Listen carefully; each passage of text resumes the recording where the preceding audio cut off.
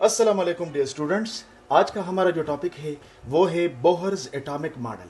आज हम Bohr atomic model के बारे में पढ़ेंगे, इनकी स्टेटमेंट्स को तफसील से डिस्कस करेंगे। बोहर एटॉमिक मॉडल जो था वो रदरफोर्ड एटॉमिक मॉडल जब फेल हो गया, रदरफोर्ड एटॉमिक मॉडल के ऊपर सीरियस ऑब्जेक्शंस आ गई और Rutherford was unable to answer those serious objections. तो उसके नतीजे में जो है उसके मुकाबले में बोहर एटॉमिक मॉडल आया और बोहर ने हाइड्रोजन एटम और एटॉमिक मॉडल को एक बेहतरीन अंदाज में पेश किया। बोहर एटॉमिक मॉडल जो है उसके मेन पॉइंट्स, उसके मेन स्टेटमेंट्स जो है वो ये है। नंबर वन,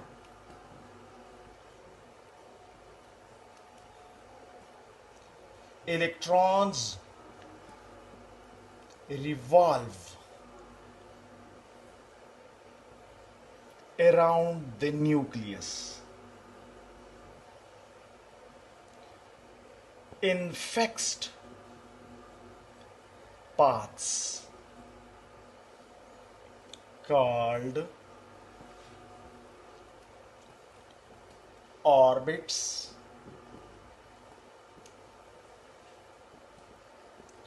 shells और एनर्जी लेवल। बोहर का फर्स्ट स्टेटमेंट ये है, electrons revolve around the nucleus in fixed paths called shell orbit और एनर्जी लेवल। अब what is the difference between the first statement of Rutherford atomic model and Bohr atomic model? Rutherford ने भी इस तरह का एक स्टेटमेंट दिया था, लेकिन according to Rutherford electrons revolve around the nucleus. Rutherford ने कहा था कि इलेक्ट्रॉन न्यूक्लियस के गिर्द घूमते हैं, लेकिन बोहर ने कहा कि इलेक्ट्रॉन न्यूक्लियस के गिर्द घूमते हैं लेकिन इलेक्ट्रॉन हर जगह नहीं घूम सकते। इलेक्ट्रॉन न्यूक्लियस के गिर्द खास रस्तों पे घूमते हैं, खास एरिया में घूमते हैं और उन खास एरियाज को ऑर्बिट, शेल या एनर्जी लेवल कहते हैं।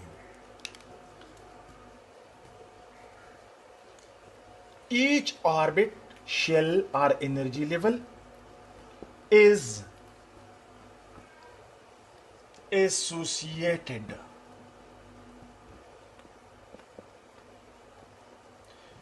with a definite energy। और हर शेल जिसमें इलेक्ट्रॉन रिवॉल्व करते हैं उनकी मखसूस एनर्जी होती है। पहला पॉइंट बोहर एटॉमिक मॉडल का रदरफोर्ड एटॉमिक मॉडल से डिफरेंट इस वजह से है और this was the first statement of Bohr atomic model. Number two,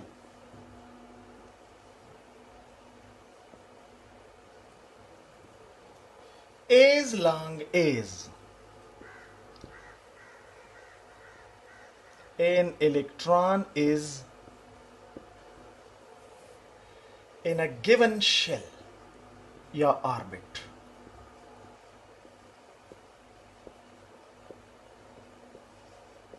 it neither loses nor gains energy। दूसरा स्टेटमेंट क्या है? दूसरा स्टेटमेंट बोहर एटॉमिक मॉडल का यह है कि अगर इलेक्ट्रॉन किसी खास शेल में घूमता है तो गिवन शेल में इलेक्ट्रॉन की एनर्जी न कम होती है और न ज्यादा होती है। अब बोहर एटॉमिक मॉडल जो है इस पॉइंट में भी रदरफोर्ड एटॉमिक मॉडल से डिफरेंट है। रदरफोर्ड एटॉमिक मॉडल में इस तरह की स्पेसिफिकेशन नहीं थी, लेकिन बोहर ने कहा कि अगर इलेक्ट्रॉन फर्स्ट शेल में है तो जब तक ये फर्स्ट शेल में है इसकी एनर्जी में चेंज नहीं आएगा। अगर इलेक्ट्रॉन सेकंड शेल में है तो जब तक ये सेकंड शेल में है इसकी एनर्जी में चेंज नहीं आएगा। कब एनर्जी में चेंज आएगा वो थर्ड स्टेटमेंट में हम उसको अब डिस्कस करेंगे। When an electron jumps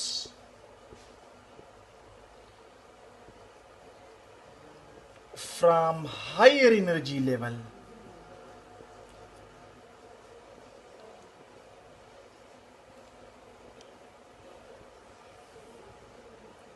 to lower energy level,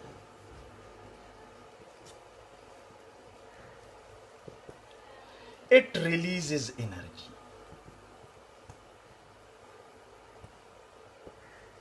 and when it jumps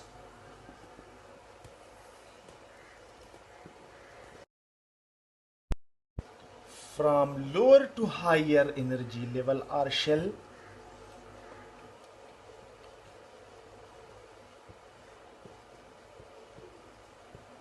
it absorbs energy.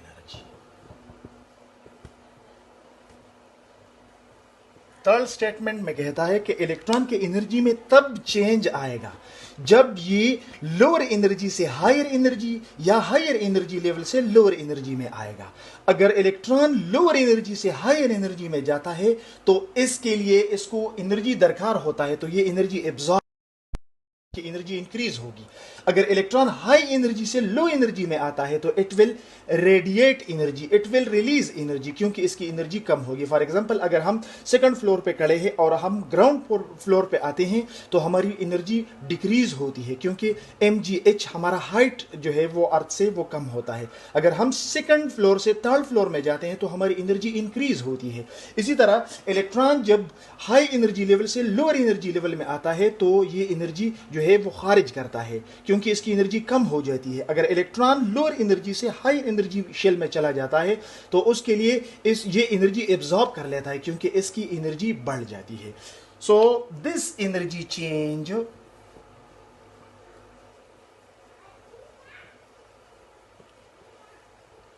occurs in the form of light,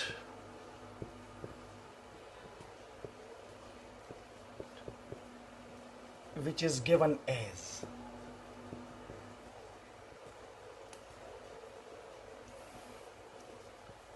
delta E energy change बराबर होता है E2 माइनस E1 के, जो कि h न्यू के बराबर होता है। जब इलेक्ट्रॉन हाई एनर्जी लेवल से लो एनर्जी लेवल की तरफ आता है तो वो जितना एनर्जी डिफरेंस आता है उतना एनर्जी वो in the form of light खारिज करता है। तो E2 यहां पे रिप्रेजेंट करता है हायर शेल, E1 रिप्रेजेंट करता है लोअर शेल। जब इलेक्ट्रॉन हायर एनर्जी लेवल से लो एनर्जी लेवल की तरफ आता है तो ये एनर्जी रिलीज करेगा, और जो एनर्जी रिलीज करेगा वो in the form of light होगा, जिसकी फ्रीक्वेंसी म्यू के बराबर होगी, where h is the Planck constant. अब फोर्थ स्टेटमेंट क्या है? The angular momentum of electron in a given shell is quantized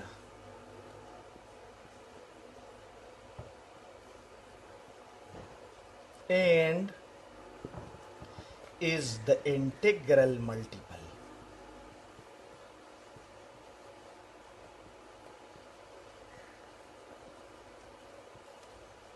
of h by,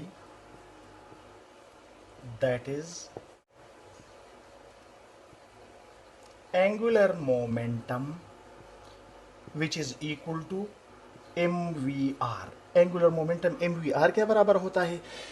angular momentum जो है वो क्वांटाइज्ड होता है, जो कि h बाई 2 पाई का इंटीग्रल मल्टीपल होता है, यानी ये या h बाई 2 पाई के बराबर होगा, या 2h बाई 2 पाई के बराबर होगा, या इसका ट्रिपल या इसका क्वाड्रपल, यानी n इंटू h बाई 2 पाई के बराबर होगा। जिस तरह हमने पिछली टॉपिक में डिस्कस किया था क्वांटाइजेशन का, तो उसी तरह क्वांटाइजेशन यहाँ पे भी है। अगर एक इलेक्ट्रॉन जो है वो फर्स्ट शेल में घूमता है तो उसका एंगुलर मोमेंटम जो है वो h बाई 2 पाई के बराबर होगा, क्योंकि n जो कि नंबर ऑफ शेल को जाहिर करता है वो फर्स्ट है। अगर इलेक्ट्रॉन सेकंड में है तो इसका डबल होगा, अगर इलेक्ट्रॉन थर्ड शेल में है तो इसका ट्रिपल होगा, एंड सो ऑन।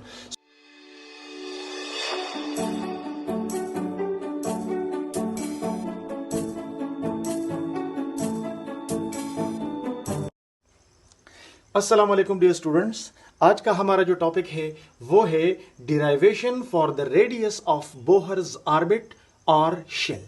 आज के इस वीडियो लेक्चर में हम एक इक्वेशन डिराइव करेंगे जिसकी मदद से हम बोहर एटॉमिक मॉडल के किसी भी शेल या ऑर्बिट का रेडियस बड़ी आसानी के साथ कैलकुलेट कर सकेंगे। तो इस इक्वेशन को डिराइव करने के लिए हम यहाँ पे एक थोड़ा सा डिस्कशन कर लेते हैं। As we know, nucleus contains proton. अगर हम हाइड्रोजन का एग्जांपल ले ले तो hydrogen contains 1 proton in its nucleus and electrons revolve around the nucleus in fixed circular paths according to Bohr, which are called shells, orbits or energy level. In case of hydrogen, there is 1 proton and 1 electron. As we know that proton is 1840 time heavier than electron. हमें पता है कि proton electron से 1840 गुना भारी है, लिहाजा electron proton के मुकाबले में रिलेटिवली इन मोशन है और प्रोटॉन इलेक्ट्रॉन के मुकाबले में रिलेटिवली स्टेशनरी है। तो late say that this electron has a mass m and this electron has a charge e, and this electron is revolving around the nucleus with velocity v in an orbit which is at a distance r from the nucleus. हम consider करते हैं कि nucleus के गिर्द electron जिसका मास m है और जिसका चार्ज e है वो v वेलोसिटी से रिवॉल्व कर रहा है और जिस शेल में ये रिवॉल्व कर रहा है वो न्यूक्लियस से r डिस्टेंस पे है। ठीक है, okay. Now if we represent Q1 as charge on nucleus और Q2 को हम रिप्रेजेंट कर ले चार्ज ऑन इलेक्ट्रॉन। अब देखिए यहां पे चार्ज ऑन इलेक्ट्रॉन किस चीज के बराबर है? E के बराबर है। और चार्ज ऑन द न्यूक्लियस किस चीज के बराबर है? Number of proton in the nucleus. क्योंकि न्यूक्लियस में एक या एक से ज्यादा प्रोटॉन हो सकते हैं और उन तमाम प्रोटॉन्स का चार्ज न्यूक्लियस पे अपीयर होता है, लिहाजा in case of hydrogen 1 proton is there, so we can write the charge as 1e। एक तादाद हो गया और E is charge on proton. Similarly अगर हम हीलियम ले लें तो हीलियम के न्यूक्लियस में 2 प्रोटॉन है, लिहाजा हीलियम के न्यूक्लियस पे जो चार्ज है वो हम इस तरह रिप्रेजेंट करेंगे 2e। अगर हम लिथियम ले लें, लिथियम के न्यूक्लियस में 3 प्रोटॉन है तो 3 प्रोटॉन्स को हम इस तरह रिप्रेजेंट कर सकते हैं 3e एंड सो ऑन। अब देखिए हाइड्रोजन का एटॉमिक नंबर 1 था तो इसका चार्ज 1e आ गया, हीलियम का एटॉमिक नंबर 2 था तो इसका चार्ज 2e आ गया, लिथियम का एटॉमिक नंबर 3 था तो इसका चार्ज 3e आ गया। तो इसका मतलब है कि अगर हमारे पास एक एटम है, कोई भी एटम है जिसका एटॉमिक नंबर जिसको हम Z से रिप्रेजेंट करते हैं Z हो, तो इसका मतलब है कि उनके न्यूक्लियस में Z प्रोटॉन होंगे और हर एक प्रोटॉन के ऊपर E चार्ज है, लिहाजा उसके न्यूक्लियाई पे कितना चार्ज आएगा? ZE चार्ज आएगा। यानी ZE हमें क्या रिप्रेजेंट करता है? Total charge on the nucleus. अब Z एटॉमिक नंबर को रिप्रेजेंट करता है। अगर एटॉमिक नंबर ज्यादा है तो इसका मतलब है कि प्रोटॉन ज्यादा है और जब प्रोटॉन ज्यादा होंगे तो चार्ज उतना ही ज्यादा होगा। अब हम डेरिवेशन स्टार्ट करते हैं। चूंकि प्रोटॉन के ऊपर पॉजिटिव चार्ज है और इलेक्ट्रॉन के ऊपर नेगेटिव चार्ज है, according to Coulomb's law these two charges which are opposite attract each other. लिहाजा यहां पे हम लिख सकते हैं according to Coulomb's law. Coulomb law में हम क्या पढ़ते हैं? The force of attraction between two charged bodies is directly proportional to the product of the charges of the two charged bodies and inversely proportional to the square of the distance. आपने पिछली lectures में पढ़ा है कि Coulomb's law में हम कहते हैं कि the force of attraction between the two charge bodies is directly proportional to the product of the charges on the two bodies and it is inversely proportional to the square of the distance between them. अब हमें पता है कि Q1 क्या है, Q1 को हमने represent किया है charge on the nucleus ZE dot. Q2 क्या है, चार्ज ऑन इलेक्ट्रॉन जो कि E के बराबर है divided by R square. R if is proportional to Z, E into E बन जाएगा E square divided by R square. अब अगर हम प्रोपोर्शनलिटी को इक्वलिटी में कन्वर्ट करना चाहते हैं तो हम यहां पे कांस्टेंट लगाएंगे। तो F is equal to K into ZE square divided by R square. ये हमारे पास इक्वेशन नंबर 1 आ गया। वेयर जबकि हमें पता है कि ये K किस चीज के बराबर है, 1/4 पाई एप्सिलॉन नॉट के बराबर है। एप्सिलॉन नॉट जो है ये परमिटिविटी कांस्टेंट है। अब अगर हम इस K की कीमत इस इक्वेशन 1 में लगा दे तो हमारे पास आ जाएगा F is equal to ZE square divided by 4 pi epsilon naught R square. अब ये F जो है ये कूलम्बिक फोर्स है, तो यहां पे मैं छोटा सा इसके साथ लिख लेता हूं कूलम्बिक। ये हमारे पास इक्वेशन नंबर 2 आ गया। इक्वेशन नंबर 2 में हमने डिराइव कर लिया कि इफ कूलम्बिक न्यूक्लियस और इलेक्ट्रॉन के बीच जो है वो किस चीज के बराबर है, वो बराबर है ZE square divided by 4 pi epsilon naught R square. Okay, अब ये जो कूलम्बिक फोर्स है, इस कूलम्बिक फोर्स की वजह से न्यूक्लियस इलेक्ट्रॉन को अपनी तरफ खींच रहा है। इसका मतलब है कि F कूलम्बिक जो है वो एक्ट करता है एज F सेंट्रीपिटल। ये F सेंट्रीपिटल फोर्स जो है इसके तौर पे काम करता है और ये किस चीज के बराबर है, ZE square divided by 4 pi epsilon naught R square. ठीक है, तो ये F कूलम्बिक जो है ये सेंट्रीपिटल फोर्स की तौर पे काम कर रहा है। Okay, now this centripetal force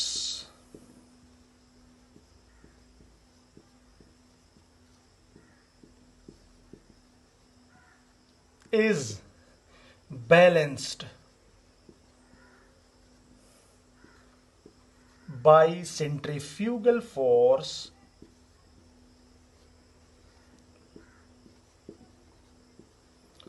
that is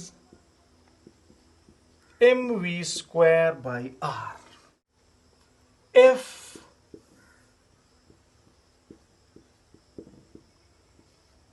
centrifugal जो है वो किस चीज के बराबर है,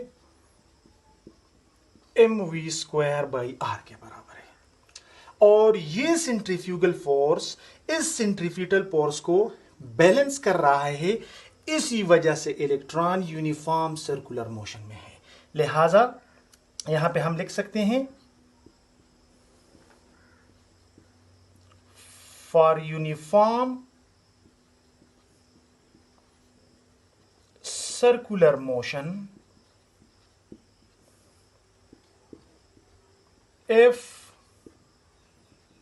centripetal must be equal to F centrifugal। अगर कोई चीज सर्कुलर पाथ में मोशन कर रहा है तो इसका मतलब है कि इसके ऊपर जितना सेंट्रीपिटल फोर्स लग रहा है उतना ही इसके ऊपर सेंट्रीफ्यूगल फोर्स लग रहा है। लिहाजा अब हम सेंट्रीपिटल और सेंट्रीफ्यूगल की वैल्यूज यहां पे पुट कर लेते हैं। सेंट्रीपिटल फोर्स जो कि कूलम्बिक फोर्स के बराबर है वो है ZE square divided by 4 pi epsilon naught R square. और इफ सेंट्रीफ्यूगल जो है वो किस चीज के बराबर है, mv square divided by r। ये हमारा इक्वेशन आ गया। ये r स्क्वायर के r में से एक को काट लेता है। अब हमारे पास इक्वेशन बन गया mv² is equal to ze² divided by 4 pi epsilon naught r. या अगर हम सिर्फ v² को यहां पे छोड़ दें तो v² हमारे पास बराबर हो जाएगा ze² divided by 4 pi epsilon naught m r। ये हमारे पास इक्वेशन नंबर 3 हो गया। अब नेक्स्ट हमने क्या करना है, एज वी नो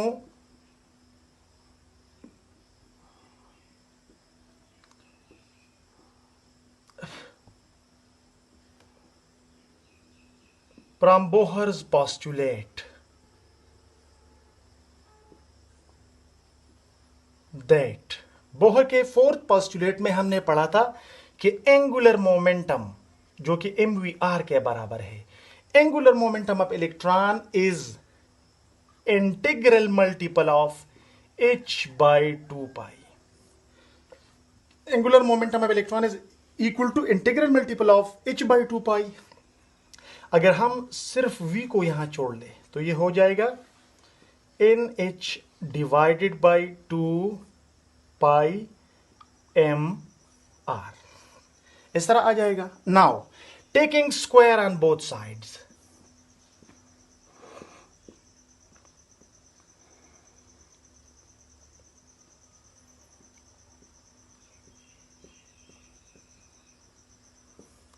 ये हो जाएगा v² is equal to n² h² divided by 4 pi square m² r²। ये हमारे पास v की वैल्यू आ गई। Now put the value in equation 3।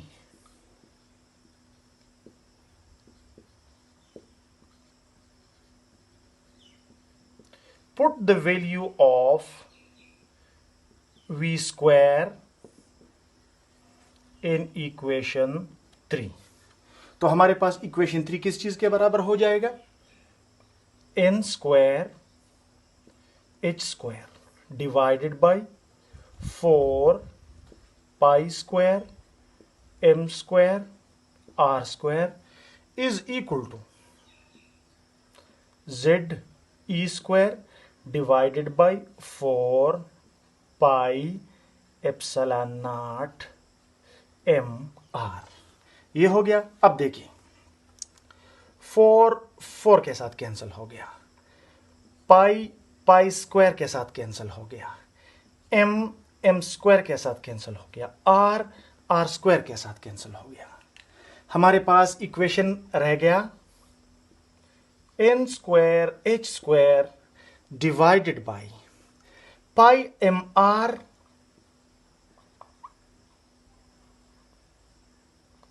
is equal to ze² divided by epsilon. ये आ गया। या अगर हम r को ऊपर ले जाएं, r is equal to n² h² epsilon naught divided by ze² pi m। ये हमारे पास इक्वेशन नंबर 4 आ गया।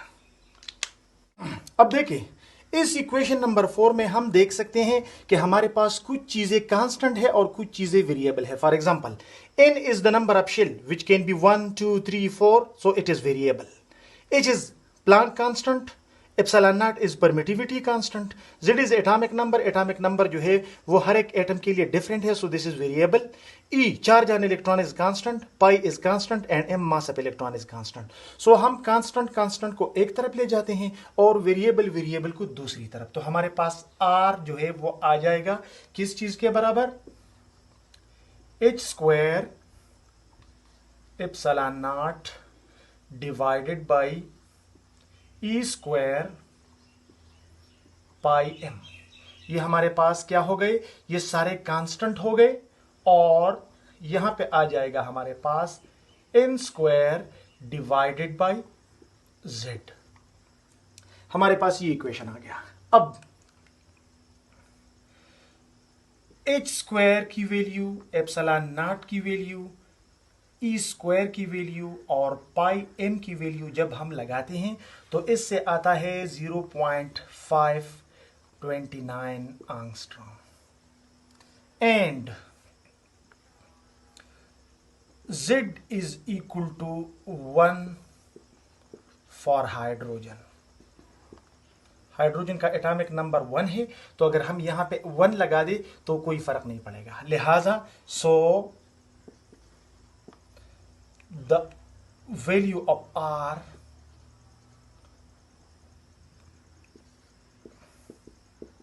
बिकम्स, R किस चीज के बराबर हो जाएगा? यहां पे हम इसकी वैल्यू लगा लेंगे 0.529 इंटू एन स्क्वायर, चूंकि हाइड्रोजन का Z जो है वो 1 के बराबर है, so n square by 1 is equal to n square, और इसकी यूनिट क्या आ जाएगी? एंगस्ट्रॉम आ जाएगी। तो इसका मतलब है कि हमारे पास यहां पे एक इक्वेशन आ गया। अब देखें, यहां जो है जब हमने v स्क्वायर की वैल्यू जो है वो कंपेयर कर ली इसके साथ, तो यहां पे हमारे पास जो है वो n आ गया। n जो है इसमें शामिल हो गया इक्वेशन में, और n किस को रिप्रेजेंट करता है? नंबर ऑफ शेल को रिप्रेजेंट करता है। अब नंबर ऑफ शेल जो है वो फर्स्ट भी हो सकता है, सेकंड भी हो सकता है, थर्ड भी हो सकता है, एनी हो सकता है। लिहाजा यहां पे हम r के साथ छोटा n लगा सकते हैं, आर एन, यानी the radius of nth shell. ठीक है, तो यहां पे r के साथ हम छोटा सा n लगा सकते हैं, और यहां पे r के साथ हम छोटा सा n लगा सकते हैं। तो ये n हमें रिप्रेजेंट करता है number of shell in which for which you want to find out the radius. For example, अगर हम फर्स्ट शेल का रेडियस मालूम करना चाहते हैं, यानी R1 हम मालूम करना चाहते हैं फर्स्ट शेल या फर्स्ट ऑर्बिट के लिए, तो फर्स्ट ऑर्बिट के लिए n क्या है? फर्स्ट ऑर्बिट के लिए n जो है n 1 के बराबर है, लिहाजा हम यहां पे R1 लिख लेते हैं। अब देखिए, R1 is equal to 0.529 into n square, और n क्या है? नंबर ऑफ शेल कौन सा है? 1। So 1 square angstrom is equal to 0.529 angstrom. ये फर्स्ट शेल का रेडियस जो है वो इतने के बराबर है।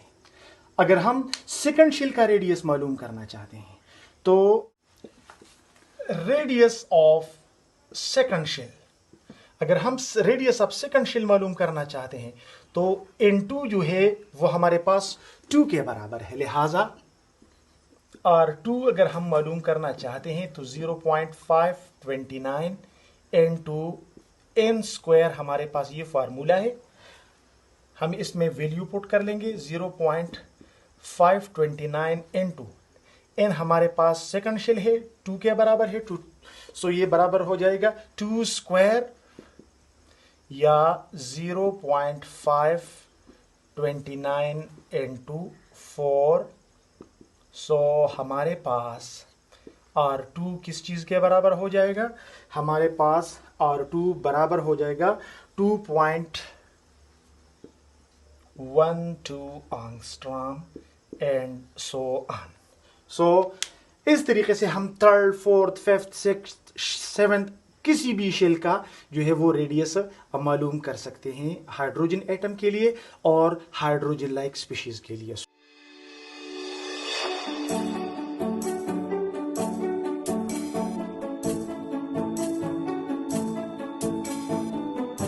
अस्सलाम वालेकुम डियर स्टूडेंट्स, आज का हमारा जो टॉपिक है वो है calculation for energy of electron in an orbit. Electron अगर किसी ऑर्बिट में है तो उस ऑर्बिट में इलेक्ट्रॉन की एनर्जी क्या होगी, उसके लिए आज हम एक इक्वेशन डिराइव करेंगे और फिर उस इक्वेशन के बेस पे हम कैलकुलेशन करेंगे। सो हम इस काबिल हो जाएंगे कि अगर इलेक्ट्रॉन फर्स्ट शेल में है तो हमें पता चलेगा कि इसकी एनर्जी कितनी है, अगर इलेक्ट्रॉन सेकंड शेल में है, थर्ड में है, फोर्थ में है, फिफ्थ में है, तो हर एक शेल में हमें पता चलेगा कि इलेक्ट्रॉन की टोटल एनर्जी कितनी है। तो आज का हमारा ये वीडियो जो है वो इस मुतालिक है। तो let's start the video. The total energy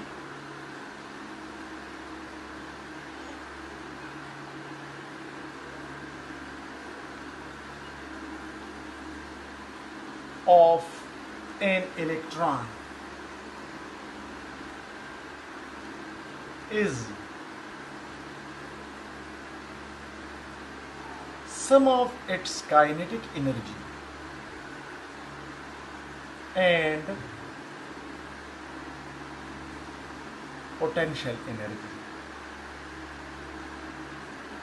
That is, electron की टोटल एनर्जी जो है वो किस चीज के बराबर है, इसकी kinetic energy plus potential energy के बराबर है। इसको हम इक्वेशन नंबर 1 कहते हैं। अब देखिए, अगर electron let suppose first shell में है तो हमें पता है कि इलेक्ट्रॉन किसी भी शेल में हो तो वो रिवॉल्व करता है, और जब कोई चीज रिवॉल्व करता है, जब कोई चीज मोशन में होता है तो उसके साथ काइनेटिक एनर्जी होती है। मोशन के साथ एसोसिएटेड एनर्जी काइनेटिक होती है। चूंकि इलेक्ट्रॉन मूवमेंट कर रहा है, इसका मतलब है कि इलेक्ट्रॉन के पास काइनेटिक एनर्जी है।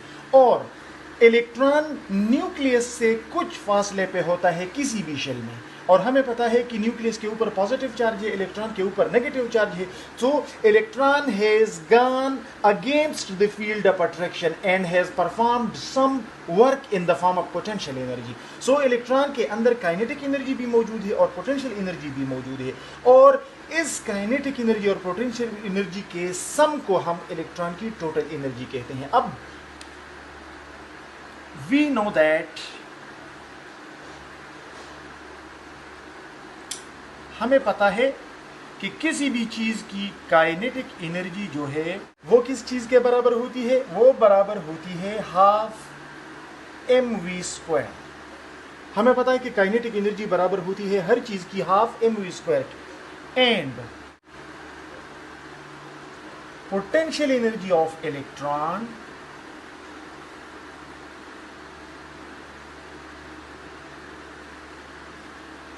is equal to the work done in bringing it from infinity to a point where it is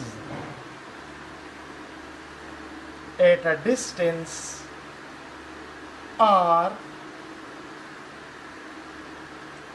from the nucleus.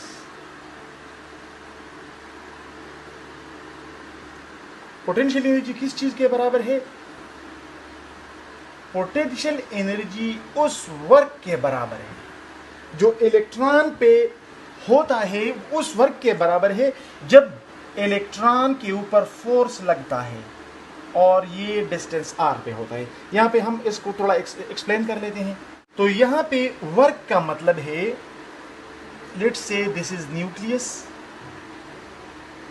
And this is electron in the first shell. So electron nucleus और first shell के बीच distance r पे है।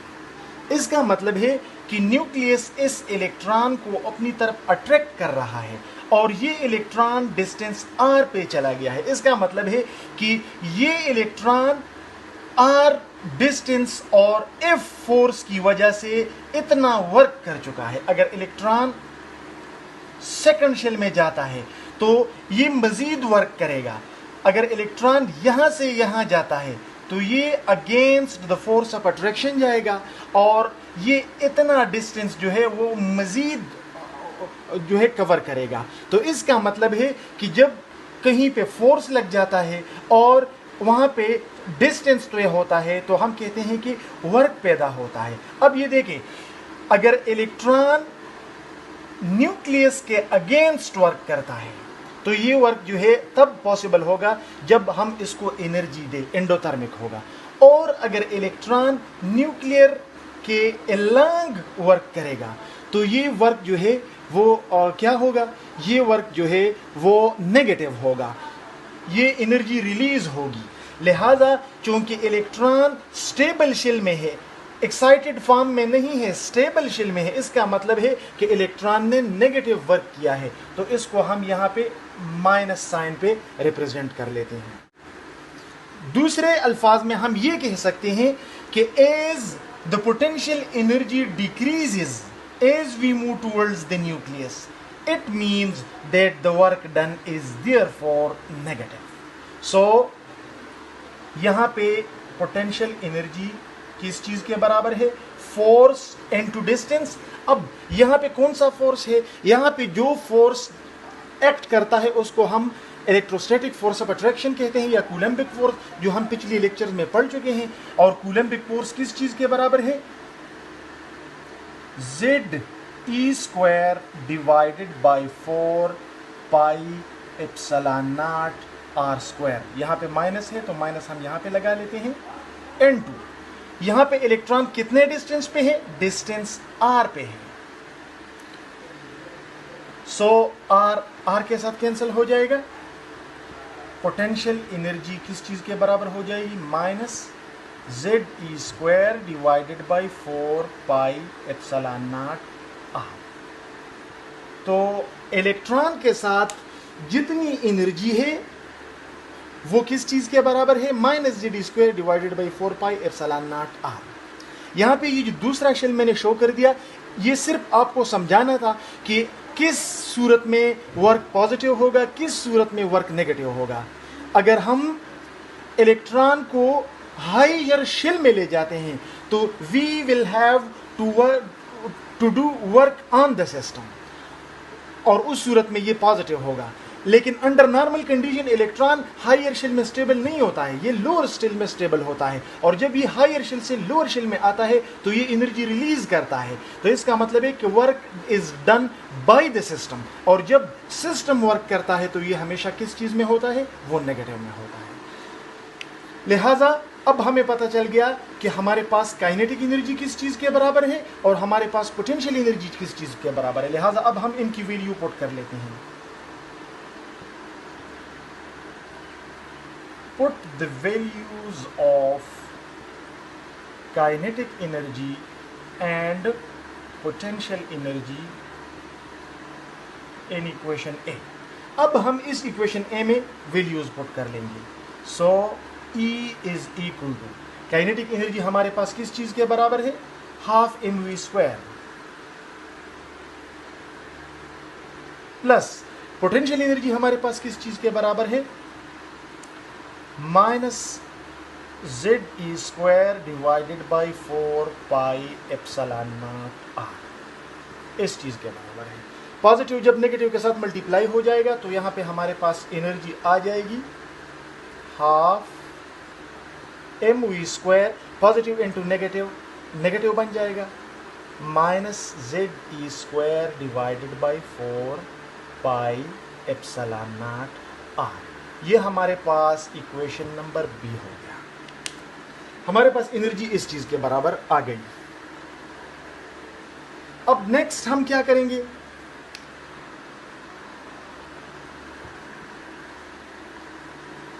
As we know that,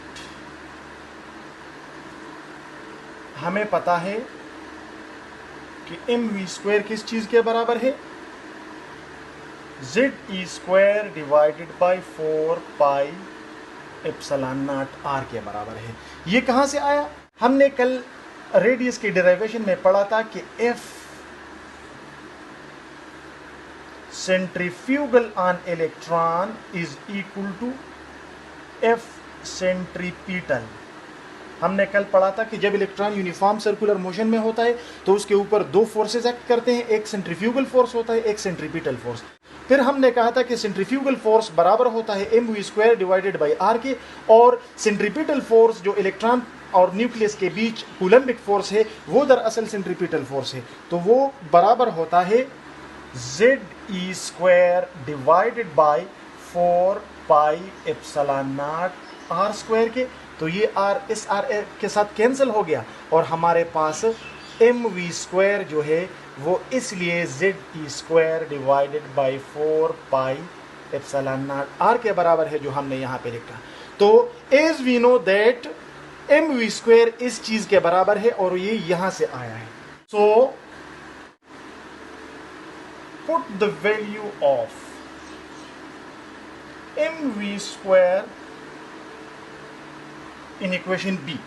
अगर हम इस equation B में mv² के बजाय ये वैल्यू पुट कर लें तो हमारे पास एनर्जी क्या आ जाएगी,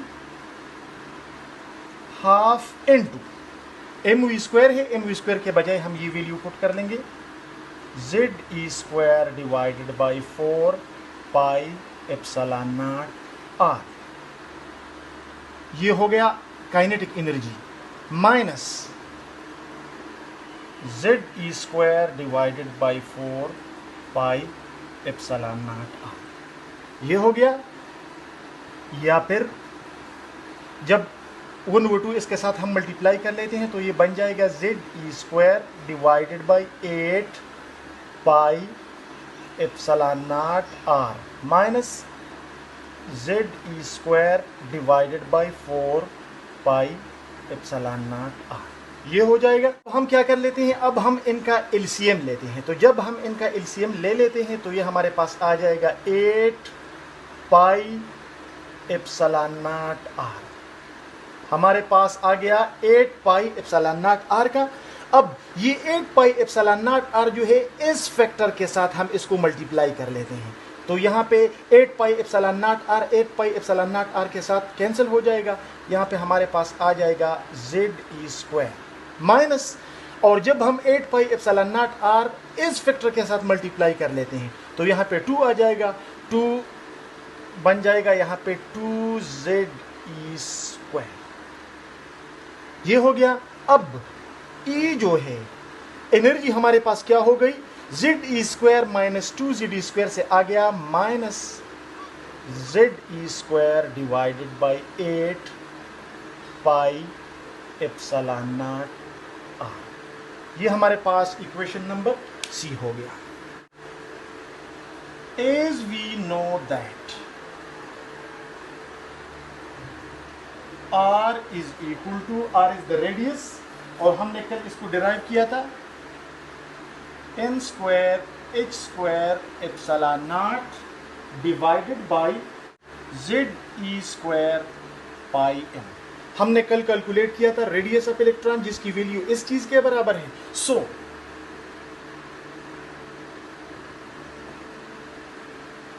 put the value of R in equation C। इस इक्वेशन C में हम R की वैल्यू पुट करेंगे तो ये हमारे पास आ जाएगा E is equal to minus ZE² divided by 8 pi epsilon naught. अब R की वैल्यू हम पुट करेंगे, R के लिए हम पुट कर लेंगे n² h² epsilon naught divided by ZE² pi m है तो ये ऊपर चला जाएगा ZE² पाई m, इस तरह आ जाएगा। अब हम देखते हैं जो चीज़ें एक दूसरे के साथ कट सकती है हम उनको काट लेंगे। यहाँ पे पाई मौजूद है, पाई पाई के साथ कट जाएगा। दूसरा यहाँ पे ओके, तो ये हमारे पास आ जाएगा E is equal to minus Z into Z, Z² E²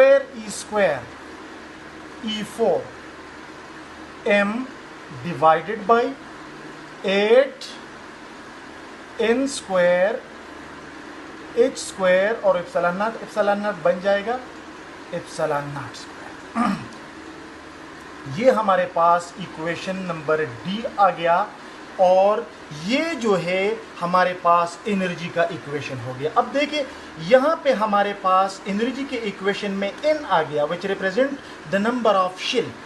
this shell में बी फर्स्ट सेकंड थर्ड फोर्थ, लिहाजा यहाँ पे इस इक्वेशन में E जो है वो रिप्रेजेंट करेगी energy of electron in nth shell. तो यहाँ पे हम छोटा सा n लगा सकते हैं। अगर हम फर्स्ट शेल में एनर्जी मालूम करना चाहते हैं तो यहाँ पे n1 है, तो एनर्जी को हम E1 कहते हैं, यानी energy of electron in first shell. अगर हम सेकंड शेल में इलेक्ट्रॉन की एनर्जी मालूम करना चाहते हैं तो नंबर ऑफ शेल 2 है, तो यहाँ पे हम छोटा सा 2 लगा लेते हैं, यानी इसका मतलब है कि energy of electron in second shell and so on. लिहाजा यहाँ पे हम अब छोटा सा n लगा लेते हैं। ओके, अब नेक्स्ट हम क्या करेंगे, यहाँ पे हम देख सकते हैं कि हमारे पास इस इक्वेशन में कुछ चीज़ें कांस्टेंट है और कुछ चीज़ें हमारे पास वेरिएबल है। तो हम कांस्टेंट और वेरिएबल को एक दूसरे से अलग कर देते हैं। For example, minus E charge on electron which is constant E4, M mass of electron which is constant divided by 8 is constant. n जो है नंबर ऑफ शेल है, सो नंबर ऑफ शेल 1 भी हो सकता है, 2 भी हो सकती है, 3, 4, so this is not constant, this is variable, हम इसको छोड़ लेते हैं। h is Planck constant, epsilon naught is permittivity constant. हमने कांस्टेंट अलग कर लिए और यहाँ पे z इज एटॉमिक नंबर हर एक एटम के लिए डिफरेंट है, लिहाजा this is variable, divided by n is number of shell which is also variable। ये हमने कांस्टेंट और वेरिएबल को अलग कर दिया। अब जब हम E4 की वैल्यू, M की वैल्यू और 8 h² और एप्सिलॉन नॉट स्क्वायर की वैल्यू लगाते हैं तो इससे हमारे पास आता है 2.18 into 10 raised to the power -18 joule. लिहाजा हम इस वैल्यू को यहाँ पे पुट कर लेंगे and Z is equal to 1 for hydrogen. So the equation becomes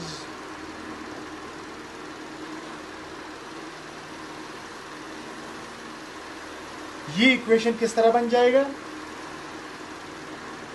En बन जाएगा -2.18 into 10 raised to the power -18 into, यहाँ पे हाइड्रोजन के लिए Z 1 है तो 1 स्क्वायर से 1 आ जाएगा, लिहाजा 1/n²। ये हमारे पास इक्वेशन आ जाएगा और इसकी यूनिट क्या होगी, जूल। 1 हमें रिप्रेजेंट करता है नंबर ऑफ शेल। तो ये हमारा फाइनल इक्वेशन हो गया, ये हमारा फाइनल इक्वेशन हो गया। और इस इक्वेशन को यूज करके हम फर्स्ट शेल में, सेकंड शेल में, थर्ड शेल में, फोर्थ, फिफ्थ, सिक्स, सेवंथ किसी भी शेल में इलेक्ट्रॉन की एनर्जी मालूम करेंगे। हम यहाँ पे शेल स्क्वायर लेंगे और इसको उसके ऊपर डिवाइड करेंगे। लेकिन यहाँ पे जो है एनर्जी हमारे पास आ गई, वो एनर्जी किस यूनिट में है, वो है जूल पर एटम यूनिट में, और ये बहुत ही स्मॉल यूनिट है। लिहाजा we need to convert this unit into a bigger unit. लिहाजा ये En जो है इसको अगर हम बिगर यूनिट में कन्वर्ट कर ले तो ये बराबर होता है -1312.36 इंटू 1/n²। अब इसकी यूनिट होगी kilo joule per mole. So this is a larger unit. हम नॉर्मली ये यूनिट इस्तेमाल करते हैं, this is a smaller unit.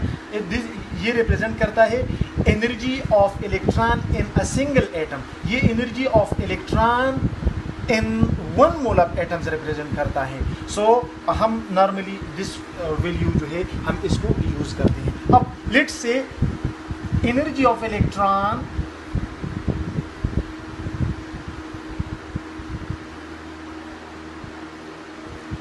In first shell हम मालूम करना चाहते हैं। फर्स्ट शेल के लिए हमें पता है कि n किस चीज़ के बराबर है। फर्स्ट शेल को हम n = 1 में रिप्रेजेंट करते हैं। फर्स्ट शेल के लिए n की वैल्यू 1 के बराबर है। प्रिंसिपल क्वांटम नंबर इसको हम कहते हैं। प्रिंसिपल क्वांटम नंबर वैल्यू इसकी 1 के बराबर है। लिहाजा अगर हम E1 मालूम करना चाहते हैं तो हमारे पास इक्वेशन है 1312.36 एंड 1 ओवर n स्क्वायर या -1312.36 इंटू 1 ओवर, यहाँ पे n1 की वैल्यू हमारे पास क्या है 1 है, तो ये आ जाएगा 1 square is equal to -1312.36 into 1 is equal to same point आ जाएगा, लिहाजा इतनी किलो जूल पर मोल। इसका मतलब है कि energy of electron in first shell किस चीज़ के बराबर होती है, इतनी ही होती है। This is the lowest possible energy for hydrogen and therefore इस एनर्जी को हम कहते हैं ग्राउंड स्टेट एनर्जी। अब हाइड्रोजन एटम के लिए इलेक्ट्रॉन की एनर्जी फर्स्ट शेल में इसके बराबर है और ये हाइड्रोजन एटम में इलेक्ट्रॉन की लोएस्ट पॉसिबल एनर्जी है, इसलिए इस एनर्जी को हम ग्राउंड स्टेट एनर्जी कहते हैं। अगर हम हाइड्रोजन एटम के दूसरे शेल में इलेक्ट्रॉन की एनर्जी मालूम करते हैं तो वो इससे ज़्यादा होगी और इससे डिफरेंट होगी, तो उन स्टेट्स को हम फिर एक्साइटेड स्टेट कहते हैं।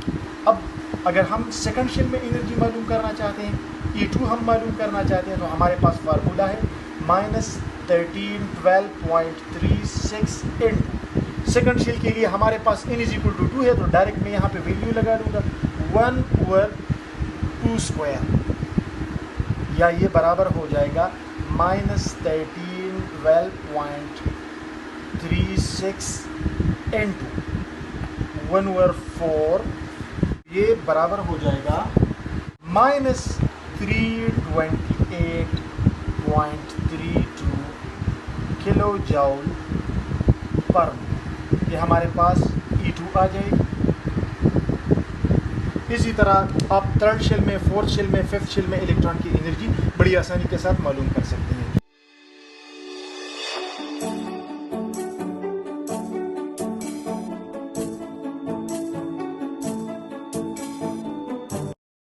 अस्सलाम वालेकुम डियर स्टूडेंट्स, आज का हमारा जो टॉपिक है वो है energy difference between any two orbits and calculation for frequency, wavelength and wave number. जिस तरह हमने बोहर एटॉमिक मॉडल में पढ़ा था कि as long as an electron remains in a particular shell it neither evolves nor absorbs energy. जब तक electron किसी खास शेल में होता है तो इसके एनर्जी में डिफरेंस नहीं आता है, फर्क नहीं आता है। लेकिन when electron jumps from one shell to another only then the energy change comes। और फिर हमने पढ़ा था कि when electron jumps from higher energy shell to lower energy shell it radiates energy। और जब इलेक्ट्रॉन लोअर एनर्जी शेल से higher energy shell में जाता है तो इट एब्जॉर्ब्स एनर्जी। आज की वीडियो में हम एक कैलकुलेशन डिराइव करेंगे जिसके बाद हमें पता चलेगा कि जब इलेक्ट्रॉन एक शेल से दूसरे शेल में जाता है तो कितनी अमाउंट ऑफ एनर्जी एब्जॉर्ब या खारिज करता है, और वही एनर्जी चूंकि इन the form of light absorb या खारिज होती है तो उस लाइट की फ्रीक्वेंसी, वेवलेंथ और वेव नंबर हम किस तरह मालूम करेंगे। तो आज की वीडियो में हम इनके लिए कैलकुलेशंस करेंगे। So let's start. Let the energy of electron in lower and higher shells या orbits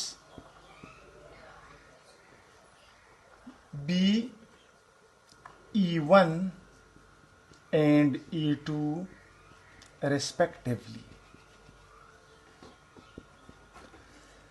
हम फर्ज करते हैं कि इलेक्ट्रॉन जब लोअर शेल में होता है तो उसकी एनर्जी E1 है और जब ये हायर शेल में होता है तो इसकी एनर्जी E2 है।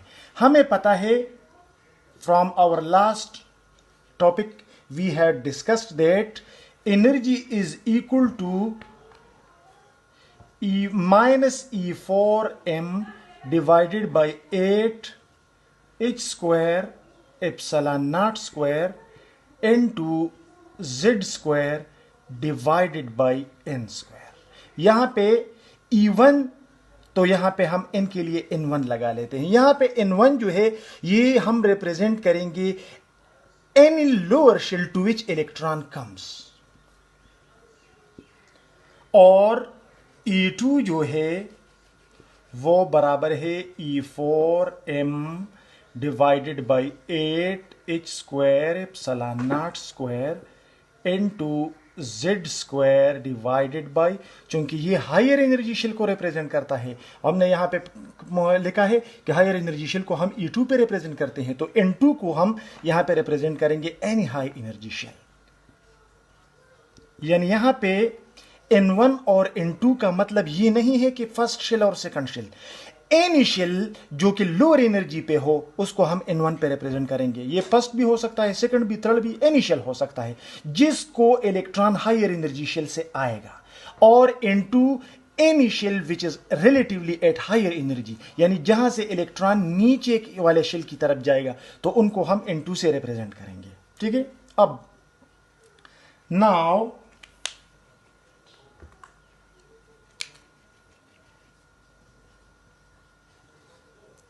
as we know that, हमें पता है कि डेल्टा ई जो होता है, energy difference Bohr atomic model के पोस्टुलेट्स में हमने पढ़ा था, ये डेल्टा ई जो है ये E2 माइनस E1 के बराबर होता है। ठीक है, और ये यहां पे हम E2 माइनस E1 की वैल्यूज लगा लेते हैं। E2 जो है, E2 की वैल्यू क्या है, minus E4m divided by minus E4m divided by 8h² epsilon naught square N2 z square divided by N2 square, minus ये अपना माइनस आ गया, अब E1 की वैल्यू में अनदर माइनस है, so minus E4m divided by 8h² epsilon naught square N2 z square divided by N1 square. तो ये जो है ये हमारे पास क्या आ गया, इक्वेशन बन गया।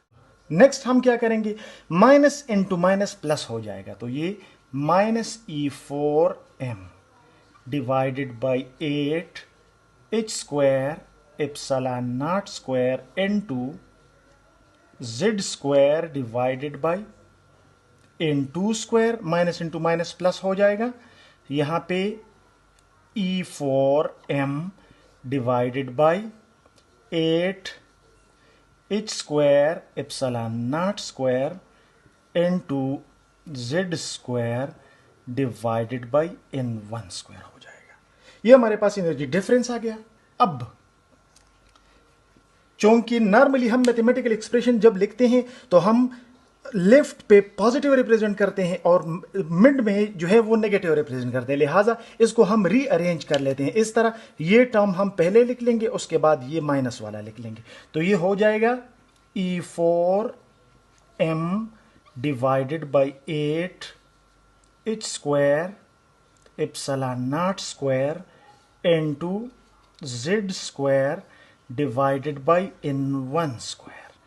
ये टर्म हमने लिख लिया, अब माइनस वाला आ जाएगा, minus E4m divided by 8h² epsilon naught square N2 z square divided by N2 square.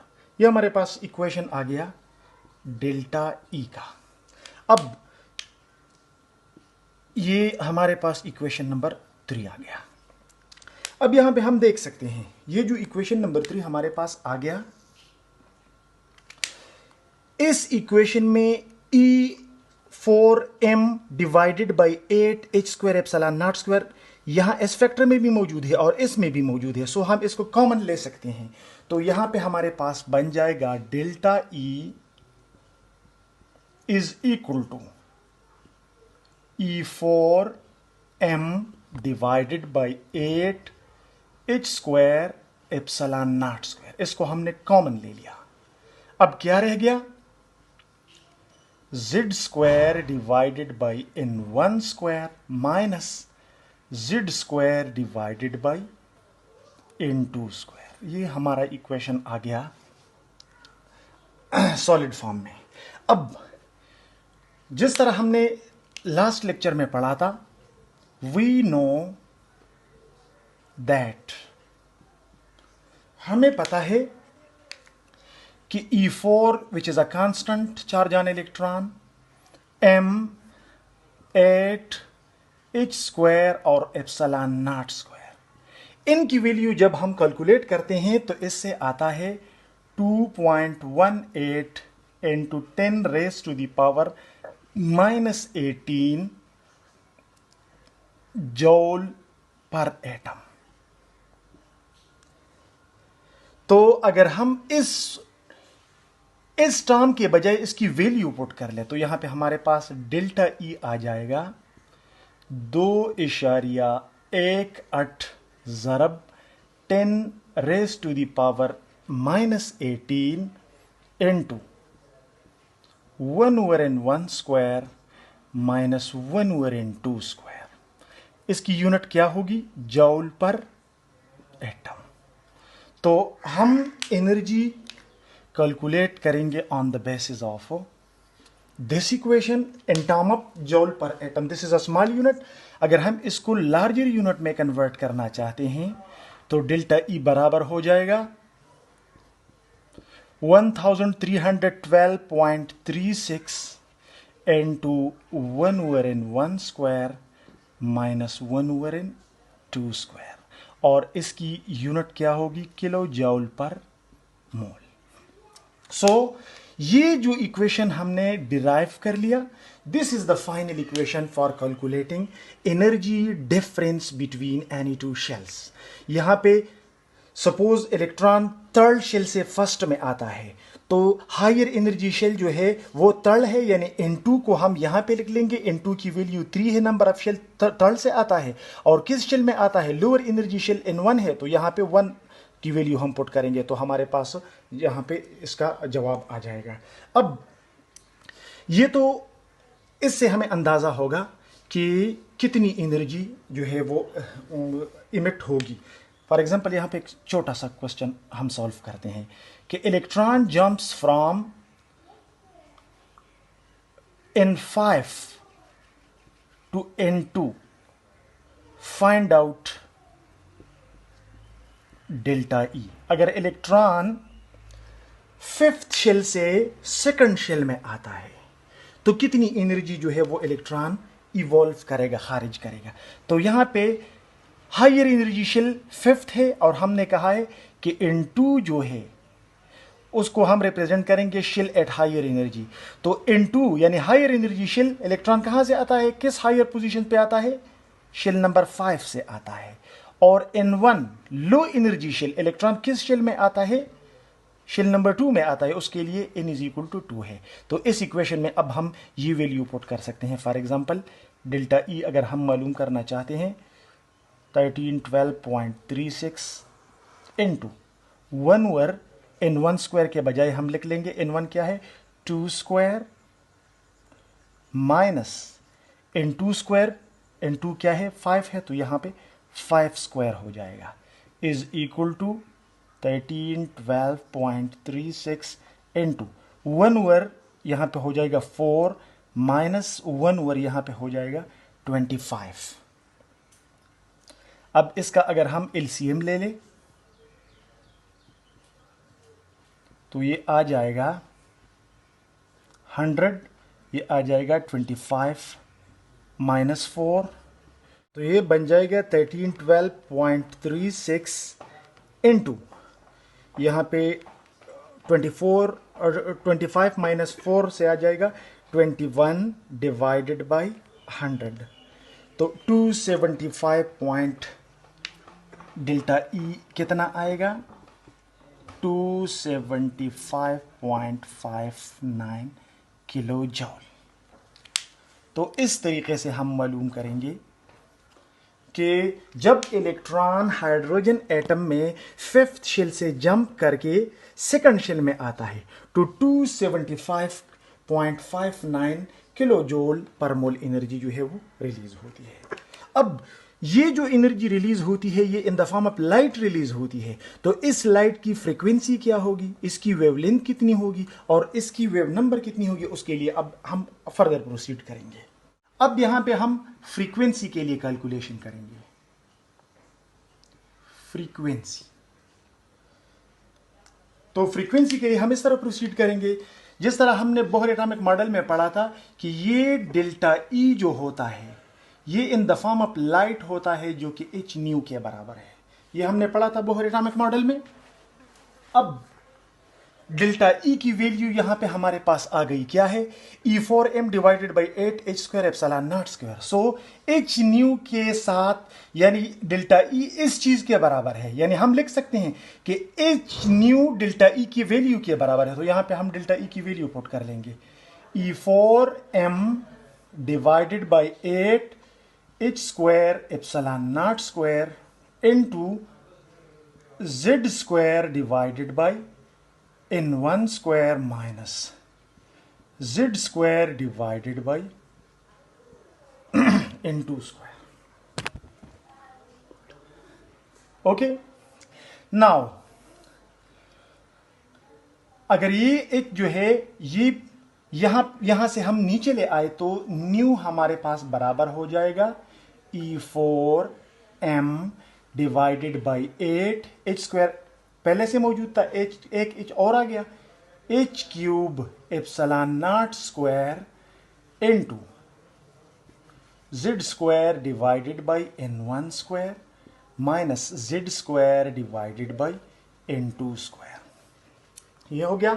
अब चूंकि हाइड्रोजन के लिए for hydrogen z is equal to 1, तो अगर हम ये z यहां से रिमूव कर ले तो यहां पे डायरेक्ट हम 1 लगा सकते हैं। तो यहां पे मैं डायरेक्ट ही लिख लूंगा,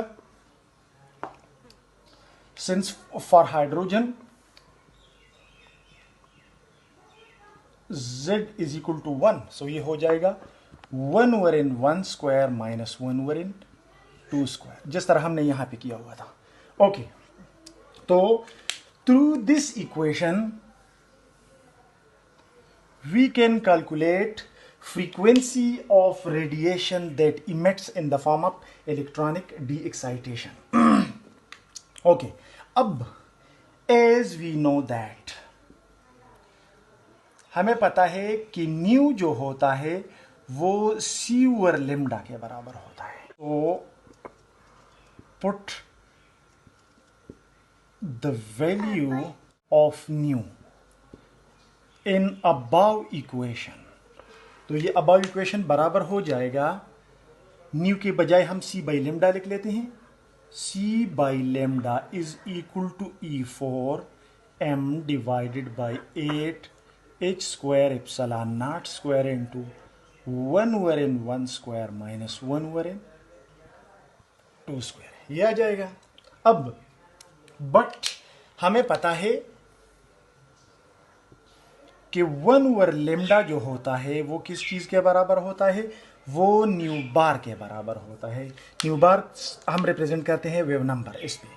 सो यहां पे इस इक्वेशन में 1 ओवर लेमडा के बजाय हम न्यू बार वैल्यू इस्तेमाल कर सकते हैं, लिहाजा ये बन जाएगा c nu bar is equal to this E4m divided by 8 h cube epsilon naught square into 1 over n 1 square minus 1 over n 2 square.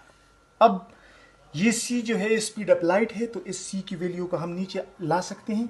तो न्यू बार हमारे पास फाइनली बराबर हो जाएगा E4m divided by 8c h cube epsilon naught square into 1 over n 1 square minus 1 over n 2 square. यहां पे E4 constant है, m constant है, 8 constant है, c कांस्टेंट है, h कांस्टेंट है और एप्सिलॉन नॉट कांस्टेंट है। तो इन तमाम कांस्टेंट की वैल्यू को एक साइंटिस्ट ने कैलकुलेट किया जिसका नाम था रेडबर्ग, और इससे जो हासिल हुआ उसको उसने नाम दिया रेडबर्ग कांस्टेंट, आर से हम इसको रिप्रेजेंट करते हैं, और that is equal to 1.09 into 10 raised to the power 7 per meter. ठीक है, लिहाजा if we put this value in that equation becomes nu bar is equal to r into 1 over n 1 square minus 1 over n 2 square. And this is the final equation for calculating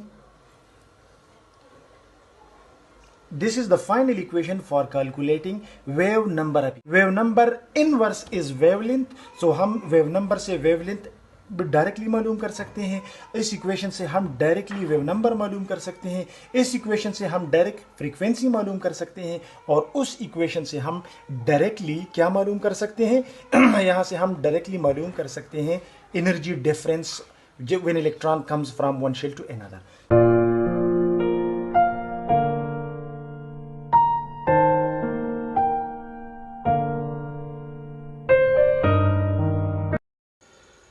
अस्सलाम वालेकुम dear students. आज का हमारा जो topic है वो है defects in Bohr atomic model. Bohr atomic model explains the spectra of hydrogen atom and hydrogen like species, that is helium plus, lithium plus 2, beryllium plus 3, boron plus 4 etc.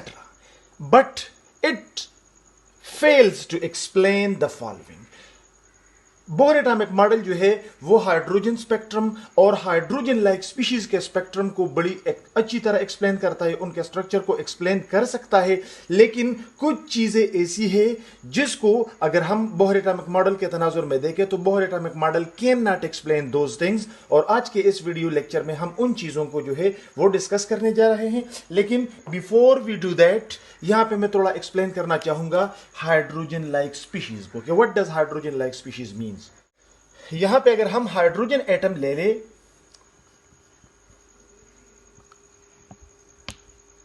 तो hydrogen जो है, hydrogen atom में nucleus होता है और nucleus के गिर्द first shell में एक इलेक्ट्रॉन रिवॉल्व करता है. अगर हम हीलियम ले ले तो हीलियम के न्यूक्लियस के गिर्द फर्स्ट शेल में 2 इलेक्ट्रॉन रिवॉल्व करते हैं. अब अगर हम हीलियम से एक इलेक्ट्रॉन रिमूव कर ले तो हमारे पास जो हीलियम आयन रहता है उसमें न्यूक्लियस के गिर्द, क्योंकि एक इलेक्ट्रॉन हीलियम एटम से निकल गया तो हीलियम के अंदर एक इलेक्ट्रॉन रह गया. अब हीलियम आयन जो है वो बिल्कुल हाइड्रोजन की तरह दिखता है. हीलियम एटम में 2 इलेक्ट्रॉन थे और जब एक इलेक्ट्रॉन चला गया तो हीलियम का जो आयन बन गया वो बिल्कुल स्ट्रक्चरली इलेक्ट्रॉनिकली हाइड्रोजन की तरह दिखता है. हाइड्रोजन के न्यूक्लियस के गिर्द एक इलेक्ट्रॉन घूमता है और हीलियम के न्यूक्लियस के गिर्द एक इलेक्ट्रॉन घूमता है. इसी तरह अगर हम लिथियम को ले लें तो लिथियम में न्यूक्लियस के गिर्द फर्स्ट शेल में 2 इलेक्ट्रॉन्स रिवॉल्व करते हैं और सेकंड शेल में एक इलेक्ट्रॉन रिवॉल्व करता है. अगर हम लिथियम से 2 इलेक्ट्रॉन्स रिमूव कर ले तो यहां पे हमारे पास लिथियम में रह जाएगा न्यूक्लियस और उसके गिर्द सिर्फ एक इलेक्ट्रॉन रह जाएगा. 3 में से 2 चले जाते हैं तो एक इलेक्ट्रॉन रहता है. तो लिथियम एटम से जब लिथियम आयन बन जाता है तो लिथियम प्लस 2 जो है उसमें न्यूक्लियस के गिर्द एक इलेक्ट्रॉन घूम रहा है और अब ये बिल्कुल हाइड्रोजन की तरह दिखता है. इसी तरह बेरिलियम के गिर्द 4 इलेक्ट्रॉन है, अगर 4 में से 3 चले जाए तो हाइड्रोजन की तरह एक इलेक्ट्रॉन रहता है. तो इसीलिए हम यहां पे टर्म यूज करते हैं कि हाइड्रोजन एटम या hydrogen like species, helium plus, lithium plus 2, beryllium plus 3, boron plus 4, ये सारी चीजें जो है उनमें हाइड्रोजन की तरह एक इलेक्ट्रॉन होता है. तो इसीलिए हम यहां पे लफ्ज इस्तेमाल क्या करते हैं, हाइड्रोजन लाइक स्पीशीज. अब हम जाते हैं defects in Bohr atomic model की तरफ. Number 1, Bohr atomic model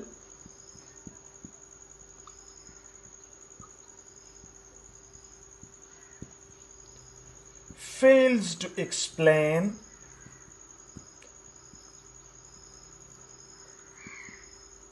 multi electron system. पहले डिफेक्ट यह है कि बोहर एटॉमिक मॉडल सिर्फ उन चीजों का स्पेक्ट्रम और उन चीजों का स्ट्रक्चर जो है वो एक्सप्लेन कर सकता है जिनमें एक इलेक्ट्रॉन होता है, लेकिन वो स्पीशीज, वो एटम्स या वो आयंस जिनमें एक से ज्यादा इलेक्ट्रॉन्स होते हैं, Bohr atomic model can not explain the spectra of those species. और उसका मेन रीजन ये है कि बोहर एटॉमिक मॉडल जो है वो एक इलेक्ट्रॉन सिस्टम के बेस पे था, तो इसमें इलेक्ट्रॉन रिपल्शन का कोई जिक्र नहीं था। अब जब ऐसे एटम्स जिसमें एक से ज्यादा इलेक्ट्रॉन हो तो डेफिनेटली उसमें इलेक्ट्रॉन रिपल्शन होता है, जिसकी वजह से स्पेक्ट्रा जो है, स्पेक्ट्रम मोर कॉम्प्लिकेटेड हो जाता है। So Bohr atomic model fails to explain multi electron system. पहला डिफेक्ट बोहर एटॉमिक मॉडल का ये है। Number 2,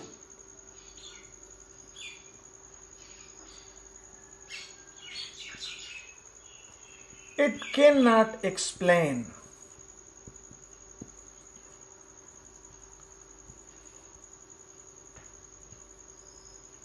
the appearance of fine lines in the spectrum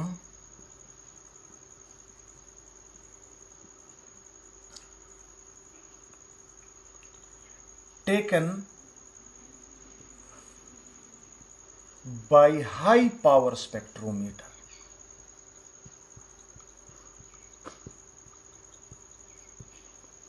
दूसरा डिफेक्ट ये है, बोहर एटॉमिक मॉडल के मुताबिक हमने जो स्पेक्ट्रम हासिल किया था वो लाइन स्पेक्ट्रम था, और हम ये जानते थे, let's say we have a line spectrum like this.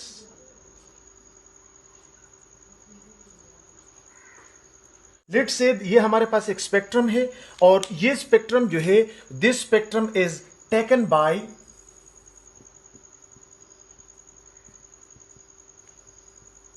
Ordinary spectrometer. जब हम ऑर्डिनरी स्पेक्ट्रोमीटर से स्पेक्ट्रम लेते हैं तो उसमें जो कंपोनेंट कलर्स आ जाते हैं, लेट्स से जो ब्राइट लाइंस आ जाते हैं, ए बी सी डी और ई है। अब अगर यही स्पीशी जो है, इसी चीज का स्पेक्ट्रम हम हाई पावर स्पेक्ट्रोमीटर से ले लें,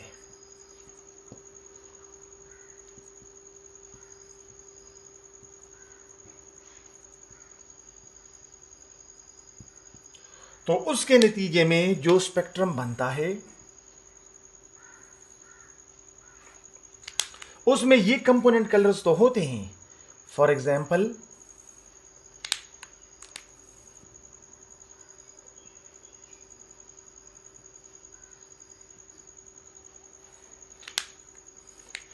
यही ए बी सी डी और ई, जब हम हाई पावर स्पेक्ट्रोमीटर से उसी चीज का स्पेक्ट्रम लेते हैं तो यहां पे जो हमारे पास A B C D E के ब्राइट लाइंस आ गए थे, इन ब्राइट लाइंस में से हल्की हल्की मजीद यहां पे लाइंस जो होते हैं वो अपीयर हो जाते हैं।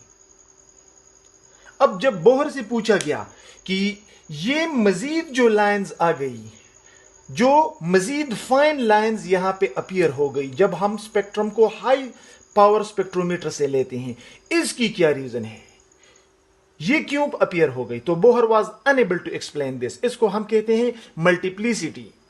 तो जब हम हाई पावर स्पेक्ट्रोमीटर से स्पेक्ट्रम लेते हैं तो उसमें जो फाइन लाइंस अपीयर हो जाते हैं, जो मल्टीप्लिसिटी अपीयर हो जाती है, उसका रीजन क्या है, ये Bohr was unable to explain this. So this is the second defect of Bohr atomic model. Number 3, it fails to explain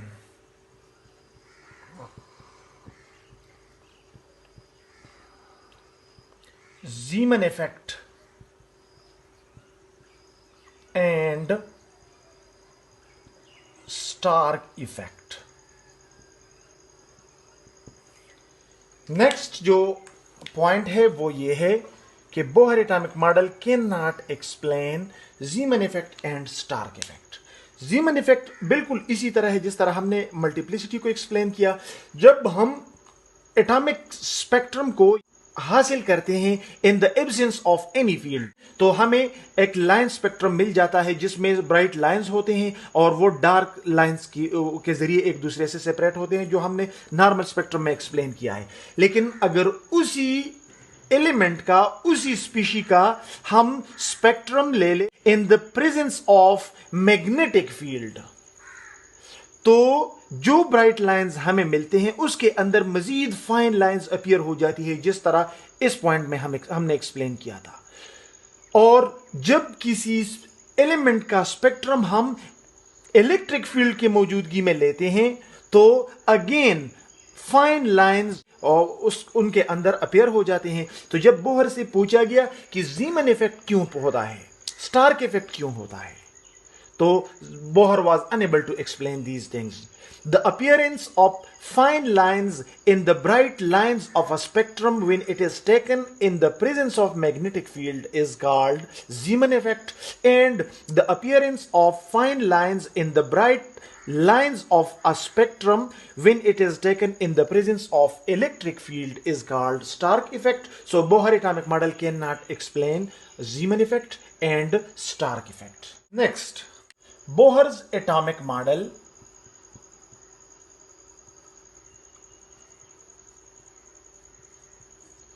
goes against Heisenberg uncertainty principle.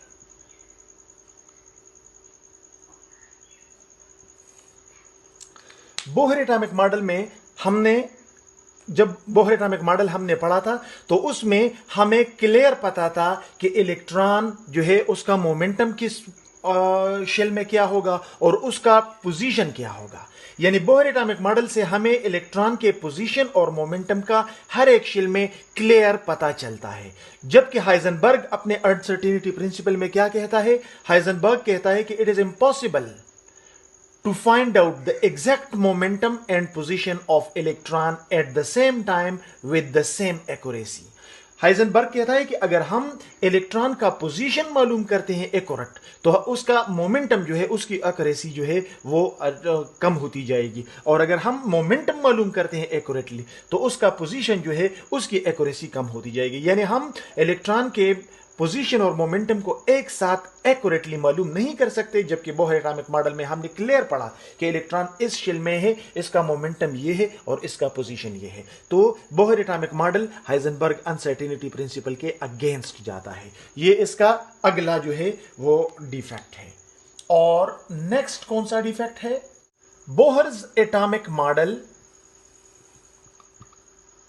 Treat electron as particle while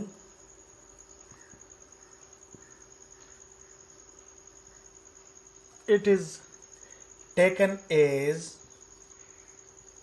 wave slash dual natured species by de Broglie hypothesis.